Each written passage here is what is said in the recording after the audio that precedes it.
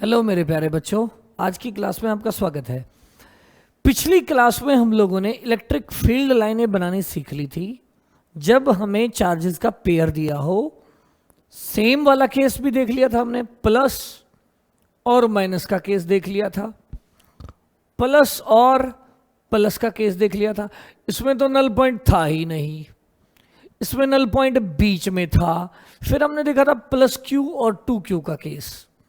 इसमें हमने देखा था नल पॉइंट इस साइड आया था, मतलब सेंटर से लेफ्ट साइड, यानी छोटे के पास आया, छोटे वाले चार्ज के, लेकिन दोनों चार्जेस के बीच में कहीं था। आज हम बात करते हैं कि अगर हमारे पास ये दोनों चार्जेस सेम नेचर के ना हो, एक प्लस और एक माइनस हो, तो नल पॉइंट कहां होगा। तो पहली बात तो इस केस में नल पॉइंट होता ही नहीं।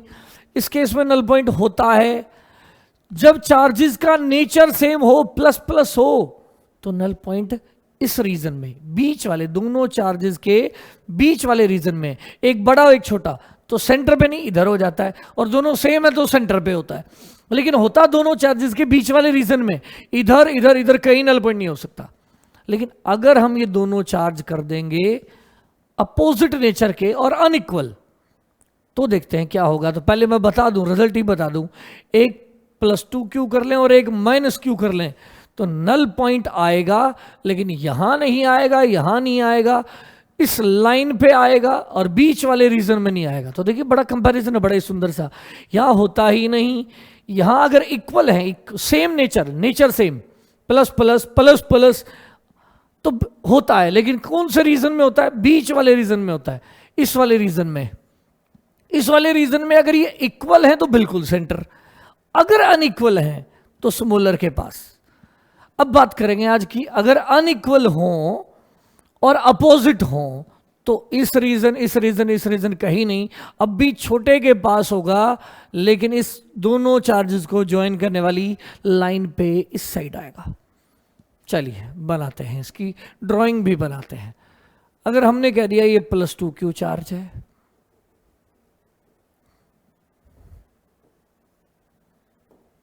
और ये है हमारा माइनस Q चार्ज, तो देखिए नल पॉइंट कहां होगा। सीधी सी बात है कि नल पॉइंट बीच में नहीं हो सकता। क्यों नहीं हो सकता? इस साइड इसका राइट में ज्यादा होगा, उसका भी राइट में होगा, प्लस का राइट होगा, माइनस का भी राइट होगा, तो ऐड होंगे, और ऐड होंगे तो बीच वाले रीजन में हर जगह इसका वेक्टर और इसका वेक्टर ऐड ही होंगे। ऐड होंगे तो जीरो आने का क्या ही नहीं है, चांस ही नहीं है। और इस साइड जीरो क्यों नहीं आएगा? ये बड़ा तो पहले ही है, और इसका वेक्टर क्या हो जाएगा? और बड़ा, और इसका फील्ड वैसे ही छोटा है और दूर जाने पे और छोटा, तो यहां भी जीरो आने का चांस नहीं है। और इस रीजन में जीरो क्यों नहीं आते? इसका वेक्टर इधर जाएगा, इसका वेक्टर इधर आएगा। जब तक दो वेक्टर अपोजिट नहीं होते ना, जोड़ जीरो आ ही नहीं सकता। और इस रीजन में वेक्टर क्या नहीं होंगे?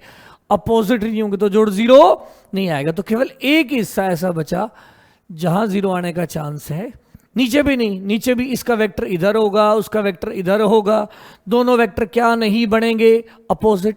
और अगर वेक्टर अपोजिट नहीं बनेंगे तो जोड़ जीरो आने का चांस ही नहीं है। तो जोड़ यहां जीरो नहीं हो सकता, यहां जीरो नहीं हो सकता, यहां नहीं हो सकता, यहां नहीं, तो केवल यहां जगह बची। अब अगर मैं पूछूं कि कहां जीरो बनेगा, तो बहुत ही नॉर्मल सा क्वेश्चन बनेगा ये। मैं कह दूं ये दूरी है हमारी 2A, पहले ये सवाल भी करा देता हूं, ये दूरी 2A है। बताइए इस कॉर्नर से कितनी दूरी पर फील्ड जीरो हो जाएगा? कितनी दूरी पर फील्ड जो है वो जीरो हो जाएगा? अगर मैं ऐसा कहूं आपसे, तो आपको क्या करना है? इसका फील्ड लिखें जो कि लेफ्ट होगा, माइनस वाले का फील्ड लेफ्ट, प्लस वाले का फील्ड राइट। इसको E1 कह देता हूं, इसको E2 कह देता हूं। E1 बराबर हो जाएगा E2। E1 की वैल्यू बताइए क्या है?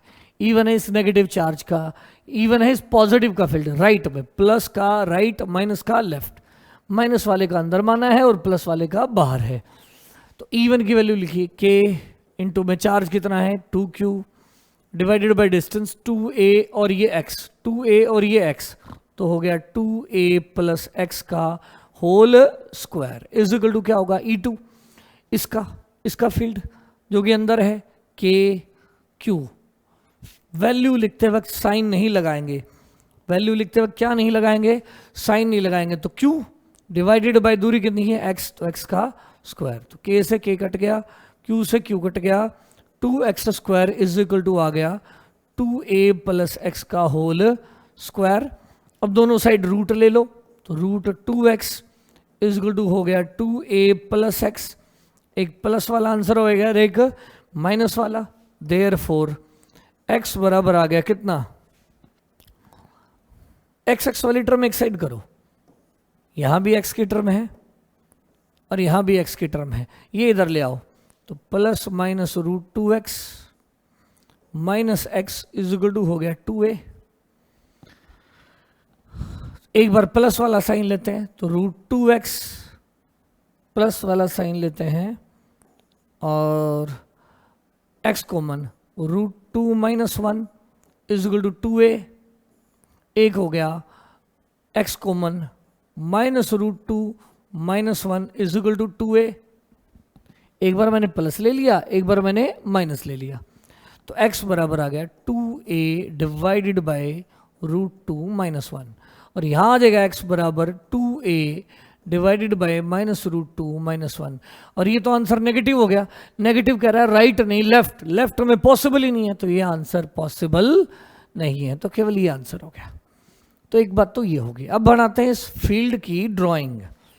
फील्ड की ड्राइंग कैसी होगी, देखिए फील्ड की ड्राइंग अगले पेज पे बनाते हैं। यहां का चार्ज है +2q और यहां का चार्ज है -q, और यहां है नल पॉइंट, इस लाइन के ऊपर यहां नल पॉइंट है। इलेक्ट्रिक फील्ड लाइन्स यूं होगी बच्चों, ऐसी। इस बार ये वाला एंगल अल्फा है ना, तो ये वाला एंगल बीटा है, और अल्फा बड़ा एंगल होगा और बीटा छोटा एंगल होगा। इसके चारों तरफ ज्यादा लाइनें दिखानी पड़ेंगी और माइनस पे कम लाइनें, यानी यहां इस तरह से लाइनें ज्यादा दिखानी पड़ेंगी और यहां लाइनें कम पहुंचेंगी। तो ये लाइनें ऐसे दिखाएंगे हम, ऐसे, लाइक दिस। देखिए क्या नई बात है जो हमने यहां दिखाने की कोशिश करी है, वो देखिए। यहां नंबर ऑफ लाइंस ज्यादा है एक बात, यहां नंबर ऑफ लाइंस कम है, और यहां ये लाइनें इधर जा रही हैं। इसका मतलब कुछ सारी लाइनें जो यहां से निकली वो नेगेटिव पे नहीं गई, वो इन्फिनिटी पे जा रही है। और बीच में एक ऐसा रीजन है जहां हमारा फील्ड क्या है, 0 है, यानी नल पॉइंट है। तो एक तो यहाँ नंबर ऑफ लाइन्स ज़्यादा दिखाएंगे, यहाँ नंबर ऑफ लाइन्स कम दिखाएंगे, यहाँ एंगल कम होगा और यहाँ एंगल ज़्यादा होगा। अल्फा सॉरी उल्टा लिख दिया मैंने, अल्फा बड़ा नहीं है, अल्फा तो छोटा है, ये एंगल बड़ा है, तो alpha is less and beta is more. जो चार्ज बड़ा होगा ना, चार्ज बड़ा होगा, इस साइड वाला चार्ज बड़ा है तो ये एंगल कम होगा, और इस साइड वाला चार्ज छोटा है ना, जहाँ चार्ज कम होगा उस साइड एंगल बड़ा होगा। ये बात भी याद करने की है। अब बनाते हैं इसका ग्राफ। कैसे बनेगा ग्राफ, देखिए। अगर मैं आपसे कहूं कि ये हो गई हमारी सेंट्रल लाइन, ये होगी एक्स एक्सिस, ये हो गया ये वाला पॉइंट जिसे हम कह देते हैं -a, और ये हो गया हमारा दूसरा पॉइंट जिसे हम कह देते हैं +a। पहले सेंटर पे देखिए, सेंटर पे कुछ फील्ड है, हाँ है, बना दिया इतना। कहाँ है फील्ड, राइट में। फील्ड है सेंटर पे, हाँ ये रहा, लाइनें ऐसे हैं, फील्ड है और राइट में है। और अब हम जा रहे हैं राइट की तरफ, तो फील्ड राइट में बढ़ता जा रहा है और इस चार्ज पे जाके हो गया इनफाइनाइट। मैं अलग कलर से बना देता हूं, यहां जाके हो गया इनफाइनाइट, इनफाइनाइट पहुंच गया। इस चार्ज के ऊपर जाके फील्ड राइट है और राइट में हो जाएगा इनफाइनाइट। इसके बाद क्या है, इसके बाद फील्ड जो है वो लेफ्ट साइड है, यहां लेफ्ट है, देखिए इस साइड लेफ्ट है और इस नल पॉइंट के आगे राइट है। नल पॉइंट से लेफ्ट लेफ्ट है, नल पॉइंट के राइट राइट है, और ये हमारा यहां नल पॉइंट है। तो पहले लेफ्ट है, लेफ्ट का मतलब इस साइड अंदर, लेफ्ट को दिखाएंगे नीचे तो ऐसे है। उसके बाद कहाँ है, 0 है, ये देखो 0 बना दिया, नल पॉइंट पे 0 है। उसके बाद फील्ड राइट है, इसका मतलब राइट और इन्फिनिटी पे जाके 0 हो गया, तो पहले बड़ा होगा फिर घटा होगा और इन्फिनिटी पे जाके क्या हो गया है, 0 हो गया है। ये गंभीर है, बड़ा आराम से समझिए आप। सेंटर पे फील्ड राइट में यहां दिखा दिया। अब जब हम सेंटर से इस चार्ज की तरफ जा रहे हैं तो राइट में बढ़ता जा रहा है, फुल हो गया, फिर एकदम से लेफ्ट आ गया, एकदम से लेफ्ट, राइट नहीं, कहां हो गया, लेफ्ट, वेरी लार्ज, लेफ्ट में वेरी लार्ज, फिर लेफ्ट में कम होता जा रहा है और यहां नल पॉइंट आ गया। नल पॉइंट मतलब फील्ड जीरो हो गया। अब यहां गजब चीज है, यहां फील्ड जीरो है, हमें पता है यहां फील्ड जीरो है, और यहां भी फील्ड जीरो है, और बीच में फील्ड है, तो इसका मतलब यहां जीरो और यहां जीरो और बीच में फील्ड है, तो जरूर इसका मतलब एक ही निकला ना कि पहले फील्ड बड़ा होगा फिर घटा होगा, तभी तो यहां भी जीरो और यहां भी जीरो, बीच में फील्ड है, तो पहले बढ़ेगा और फिर घट के वापस जीरो हो जाएगा। अब आ जाते हैं इस रीजन में। इस रीजन में देखिए सेंटर पे कहां है, राइट, अब कहां है, यहां भी राइट है और राइट में बढ़ता जा रहा है और इस चार्ज के ऊपर जाके हो जाएगा इनफाइनाइट। लेकिन ये ग्राफ बिल्कुल सिमेट्रिकल नहीं होगा। अगर आप मुझसे ये पूछें कि ये जो पैराबोला सा बन रहा है क्या ये सिमेट्रिकल है, तो जवाब होगा नहीं, सिमेट्रिकल नहीं होगा, इस तरह का होगा। देखिए मतलब यहां होगा शार्पर इंक्रीज, इधर जो फील्ड है उसकी जो ग्रोथ है, मतलब इस साइड इंक्रीज तेजी से है और इस साइड इंक्रीज जो वो स्लो है, तो यहां इंक्रीज करेगा, इस साइड जब हम जाएंगे तो फील्ड इंक्रीज करेगा फुल, ठीक है। तो इसके जस्ट इधर देखिए कैसा होगा, जस्ट इधर लेफ्ट है फील्ड, लेफ्ट, और लेफ्ट में घटता ही जा रहा है, तो ऐसा ग्राफ आएगा। लेफ्ट में, लेफ्ट का मतलब लेफ्ट है तो उसे नीचे दिखाएंगे, नीचे की तरफ कम होता जाएगा, ऐसा ग्राफ आएगा। लेकिन ये वर्टेक्स बिल्कुल बीच में नहीं आएगा, सिमेट्रिकल नहीं होगा ग्राफ। क्या नहीं होगा बच्चे, सिमेट्रिकल ग्राफ नहीं होगा, इस तरह से होगा, इसका थोड़ा सा लेफ्ट साइड में वर्टेक्स होगा। उम्मीद है ये बात आपको समझ आ गई होगी। तो ये है जब हमारे पास कैसे चार्जेस हों, अनइक्वल चार्जेस हों और एक प्लस और एक माइनस हो, तो नल पॉइंट छोटे की तरफ आएगा। तो कंक्लूजन ऑफ द स्टोरी क्या है, कंक्लूजन ये है बच्चों कि अगर आपके पास चार्जेस हों प्लस और माइनस, डाइपोल अनइक्वल चार्जेस हों, एक प्लस और एक माइनस हो, लेकिन मैग्नीट्यूड सेम हो, नो नल पॉइंट नहीं होगा। लेकिन अपोजिट हो पर अनइक्वल हो, एक 2q और एक -q, मैं फटाफट पूछूं नल पॉइंट किधर है, तो आपको कहना पड़ेगा सर छोटे के पास होगा और बीच वाले रीजन में नहीं होगा, इधर होगा, इधर नल पॉइंट होगा।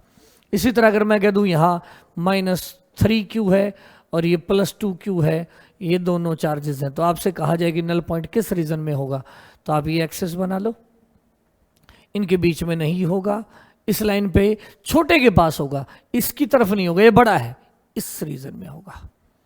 समझ गए। तो जब भी कैसे चार्जेस हों, मैं कह दूं यहां 5q है और यहां -q है, नल पॉइंट कहां होगा, तो इन दोनों को ज्वाइन करो, ज्वाइन करने वाली लाइन बना दी, कहां नल पॉइंट नहीं होगा, बीच में नहीं होगा, सराउंडिंग में कभी होता ही नहीं है, जो इन दोनों में छोटा है उसके पास होगा, सेंटर वाले रीजन से बाहर होगा, मतलब इस साइड नल पॉइंट होगा। अब अगर मैं कह दूं कि अगर मेरे दोनों चार्जेस सेम नेचर के हैं, प्लस और प्लस, अब नल पॉइंट सेंटर पे आ जाएगा। अगर मैं कह दूं ये बड़ा कर दिया, तो ये बड़ा होता जाएगा, तो ये छोटा हो गया, ये +2q है और ये q है, अब नल पॉइंट इधर होगा, छोटे के पास, हमेशा छोटे के पास। जब भी अनइक्वल चार्जेस होंगे तो छोटे के पास आएगा। लेकिन सेम नेचर वालों में दोनों को ज्वाइन करने वाली लाइन के बीच वाले रीजन में होता है, आउटसाइड रीजन नहीं होता है। अब मैं कह दूं यहां -q है और यहां -q है, नल पॉइंट कहां होगा, तो सीधी सी बात है दोनों सेम नेचर के हैं, तो सेंटर पे बिल्कुल।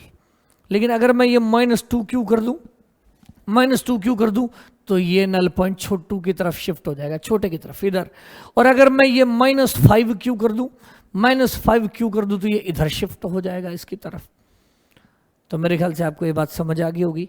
तो बड़ा ही इंटरेस्टिंग पॉइंट है कि जब भी आपको नल पॉइंट का सिलेक्शन करना हो कि नल पॉइंट कहाँ होगा, तो आप ये देखें कि चार्जेस सेम नेचर के हैं, अपोजिट नेचर के हैं, अगर सेम नेचर के तो मिडल रीजन में होगा, मिडल रीजन में होगा, सेम नेचर के हैं तो, और छोटे के पास होगा।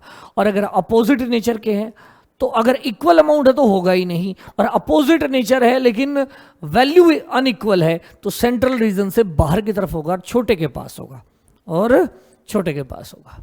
देखिए क्वेश्चन करते हैं एक, बताइए select null point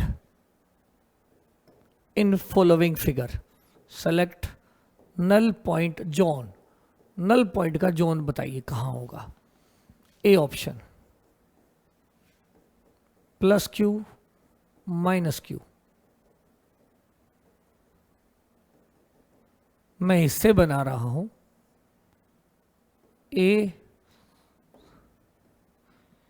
A B C,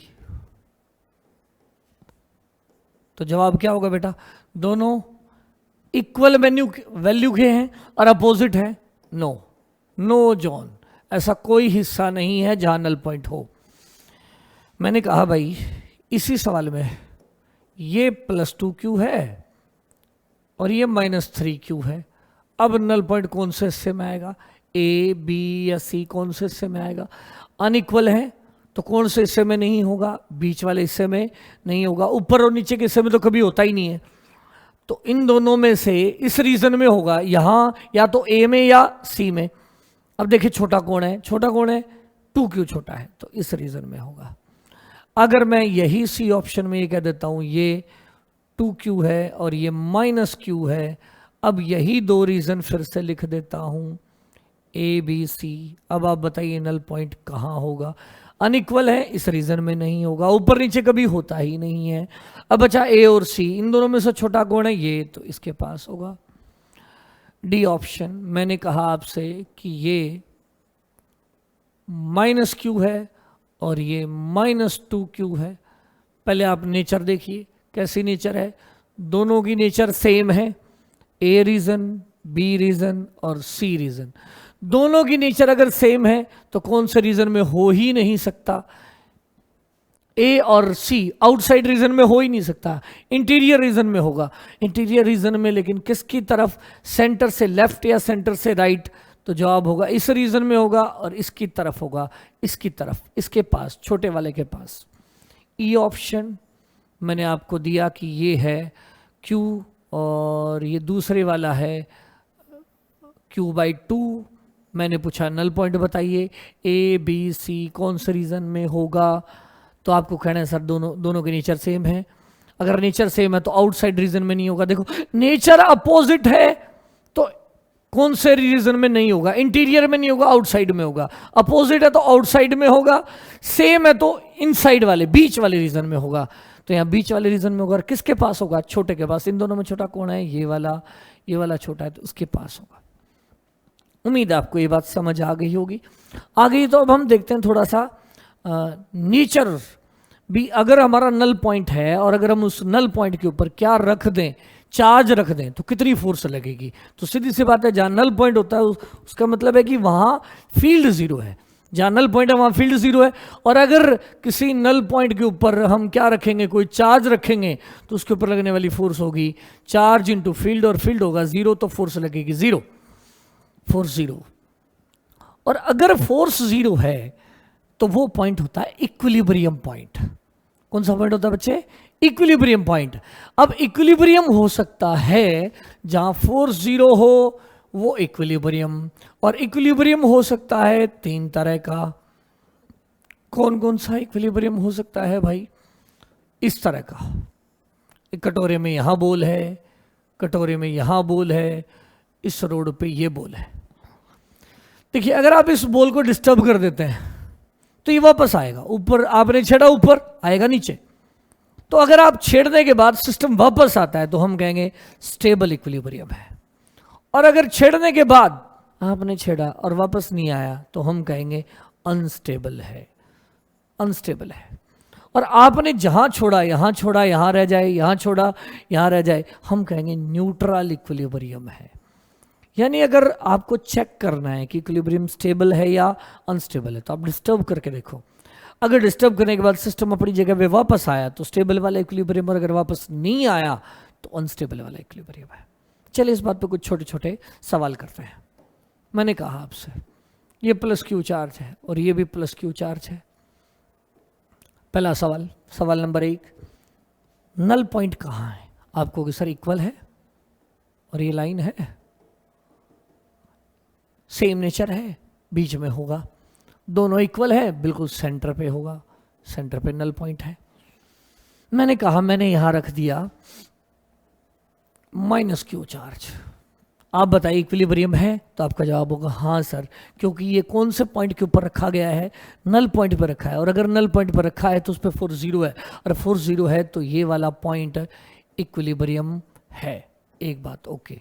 दूसरी बात, मैंने कहा बच्चों अगर मैं इसको ऊपर की तरफ डिस्टर्ब कर देता हूं तो बताइए क्या ये इक्विलिब्रियम में रहेगा या नहीं रहेगा? ऊपर की तरफ डिस्टर्ब कर देता हूं, मतलब इसकी नेचर चेक करनी है आपने, इक्विलिब्रियम की नेचर चेक करनी है कि स्टेबल है कि अनस्टेबल है। अगर मैं डिस्टर्ब वाई में कर रहा हूं, अगर मैं डिस्टर्ब वाई में कर रहा हूं तो देखते हैं, अगर हमने इसको ऊपर की तरफ छेड़ा, यहां ले गए, तो ये दोनों इसे अंदर की तरफ खींचेंगे, ये इधर खींचेगा, इधर खींचेगा, तो वापस आएगा, वापस आएगा तो हम कहेंगे कौन सा है? स्टेबल है। आप नीचे भी करके देख लो, अगर आपने नीचे डिस्टर्ब किया तो ये दोनों ऊपर खींचेंगे तो ये वापस आएगा, मतलब ये वाई एक्सिस के ऊपर इसका जो इक्विलिब्रियम है हम कहेंगे वो स्टेबल इक्विलिब्रियम है। एक बात। दूसरी बात, आप कहते हो ना सर हम वाई में चेक ही नहीं कर रहे। अगर हम आपसे पूछें कि बताइए एक्स एक्सिस पे इसका इक्विलिब्रियम स्टेबल है या अनस्टेबल है, एक्स एक्सिस पे, ये किस पे चेक किया हमने? वाई एक्सिस के अलोंग हमने देखा ये स्टेबल इक्विलिब्रियम है। अगर एक्स एक्सिस पे चेक करें तो देखिए कैसा है। अगर आप इसे हल्का सा राइट में डिस्टर्ब कर देते हैं, मतलब यहां, तो इसकी फोर्स तो ज्यादा हो जाएगी और इसकी फोर्स कम हो जाएगी। यानी राइट में डिस्टर्ब करते हैं तो ये जोर से खींचेगा, वो उतना जोर से नहीं खींचेगा, उसका फील्ड कम है तो ये राइट में भाग जाएगा, और राइट में भाग गया तो ये इक्विलिब्रियम अनस्टेबल है अगर हम डिस्टर्ब करते हैं अलोंग एक्स एक्सिस। अगर एक्स एक्सिस पे डिस्टर्ब करते हैं तो ये अनस्टेबल इक्विलिब्रियम है। चलिए एक नया सिस्टम लेते हैं, उस पर थोड़ी और बात करते हैं। अगर मैं आपसे कहूं कि ये है मेरा 2Q चार्ज और ये है -Q charge, null point, null point आप फटाफट, आपको पता है नल पॉइंट कहाँ आने वाला है?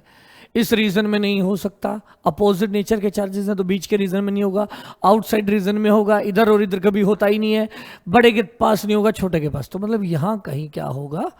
नल पॉइंट होगा। मैंने यहां एक +Q चार्ज रख दिया। अब अगर मैं आपसे कहूं कि क्या ये इक्विलिब्रियम है, तो हाँ ये इक्विलिब्रियम है।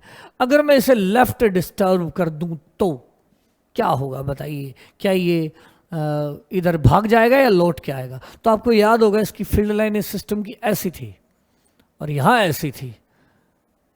अगर आपने इसे लेफ्ट डिस्टर्ब करा तो लेफ्ट ही भाग जाएगा, फील्ड लाइनों की तरफ। पॉजिटिव चार्ज हमेशा फील्ड लाइनों की तरफ भागता है। अगर आपने लेफ्ट डिस्टर्ब किया तो ये लेफ्ट भाग जाएगा, अगर आपने राइट डिस्टर्ब किया तो ये राइट में भाग जाएगा। इसका मतलब इसका एक्स एक्सिस पे जो इक्विलिब्रियम है वो अनस्टेबल इक्विलिब्रियम है।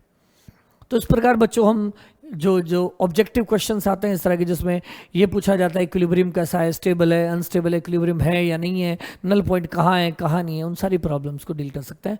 उम्मीद है आज की बात आपको समझ आई होगी। अगर समझ आई तो लाइक करें, शेयर करें, सब्सक्राइब करें और मन लगा के पढ़ते रहें। Have a good day.